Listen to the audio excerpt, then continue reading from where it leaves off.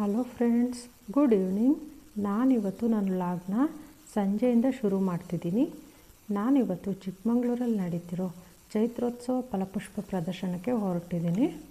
ಇದು ಸ್ಟಾರ್ಟ್ ಆಗಿ 2 ಡೇಸ್ ಆಗಿದೆ. ಇವತ್ತಿಗೆ ಲಾಸ್ಟ್ ಅನಿಸುತ್ತೆ. ತುಂಬ ರಶ್ ಇದೆಯಂತೆ, ತುಂಬ ಜನ ಹೋಗ್ತಿದ್ದಾರೆ. ಬೆಂಗಳೂರಲ್ಲಿ ನಡೀತಿದೆಯಲ್ಲ ಫ್ಲವರ್ ಶೋ, ಅದೇ ಥರನೇ. ಸೊ ನಮ್ಮ ಚಿಕ್ಕಮಂಗ್ಳೂರು ಜನ ಯಾವ ರೀತಿ ಮಾಡಿದ್ದಾರೆ ಅಂತ ನೋಡ್ಕೊಂಡು ಬರೋಣ ಬನ್ನಿ. ವೆಲ್ಕಮ್ ಟು ಸ್ವೀಕೃತಿ.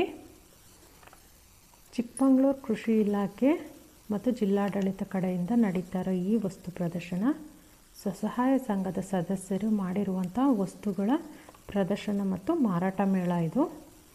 ಇವನ್ನೆಲ್ಲ ಬಿದಿರು ಮತ್ತು ಕೆಲವು ಹುಲ್ಲಿನ ಗರಿಗಳಲ್ಲಿ ಮಾಡಿರುವಂಥ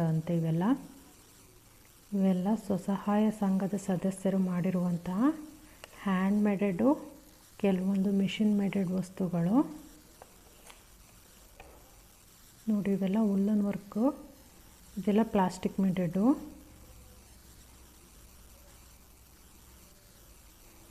ಚೆನ್ನಾಗಿದೆ.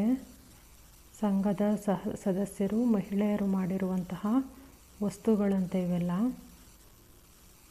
ನೋಡಿ. ಇವೆಲ್ಲ ನಮ್ಮ ಹಳ್ಳಿಗಳಲ್ಲಿ ಮಾಡ್ತಿದ್ದಂತಹವು, ಈಗ ಸೇಲಲ್ಲಿ ತಗೊಂಡು ತಿನ್ನೋಂಗಾಗಿದೆ ನೋಡಿ. ಇವೆಲ್ಲ ನಮ್ಮ ಹಳ್ಳಿಗಳ ಮನೆಗಳಲ್ಲಿ ಬಳಸ್ತಿದ್ದಂಥ ಸಲಕರಣೆಗಳು, ಈಗ ಎಲ್ಲ ವಸ್ತು ಪ್ರದರ್ಶನದಲ್ಲಿ ಗೊಂಬೆಗಳಾಗಿ ನೋಡೋಂಗಾಗಿದೆ.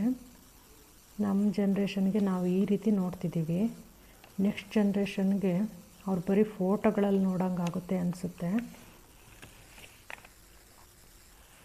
ನೋಡಿ. ಫ್ಲವರ್ಸಲ್ಲೇ ಮಾಡಿರುವಂತಹ